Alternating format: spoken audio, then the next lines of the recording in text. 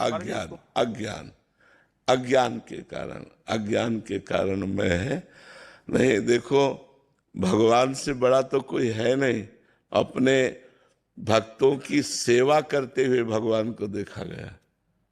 भगवान अपने भक्ति के लिए रथ हाँक रहे हैं। अर्जुन भक्त है ना, इतने बड़े भगवान होके वहां बैठे हैं जहां अर्जुन की जूतियां हैं मतलब बड़ी विचित्र बात है।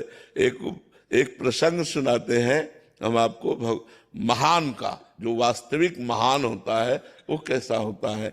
एक बार भीष्म पितामह जी को बहुत कड़वे वचनों से दुर्योधन ने कहा कि आप सेनापति तो हमारे हो, लेकिन पक्ष पांडवों का लेते हो। अगर ऐसा ना होता तो 10,000 महारथियों को रोज मारते हो, एक भी पांडव नहीं मारा गया। जब बार बार वचनों का ऐसा प्रहार किया तो आवेश में आकर 5 बाण निकाल लिए और कहा कल अगर जीवित रहा तो 5 पांडव मारे जाएंगे। अब तो खुशी की लहर दौड़ गई कि भीष्म प्रतिज्ञा होती है। अब ये गुप्तचर लगे रहते थे, दोनों शिविरों में गुप्तचर रहते थे। तो तुरंत गुप्तचर गए और पांडवों से बताया कि तुम्हारे मारने के लिए भीष्म पितामह जी ने 5 बाण निकाल लिए और प्रतिज्ञा कर ली। तो ये बात भगवान श्री कृष्ण को भी, द्रौपदी जी को भी, 5 पांडवों को कोई फिक्र नहीं।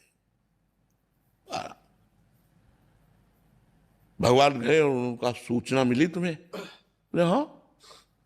बोले तुम तो ऐसे सब निश्चिंत बैठे हुए हो, क्यों? तुम्हें कोई विचार, कोई चिंता, कोई भय? बोले कुछ नहीं। बोले क्यों? बोले आप हो ना, जो जिसके चिंता करने वाले आप मुझे इसके विषय में क्या चिंता कर ली? द्रौपदी जी से कहा ऐसा करो, तुम तैयार हो बहु रूप में और यहां से घूंघट करो, आगे चलो और पीछे दासी के कपड़े हमें लाओ। दासी के कपड़े भगवान ले पहले, पीछे पीछे भगवान दासी रूप में, आगे आगे द्रौपदी स्वामिनी रूप में। दरवाजे के पास पहुंचे भीष्म जी, चूंकि महान बाल ब्रह्मचारी, तो बोले पादुका उतारो। पादुका लेकर पीताम्बर में लपेट कर ऐसे खड़े हो गए जैसे दासी खड़ी होती है।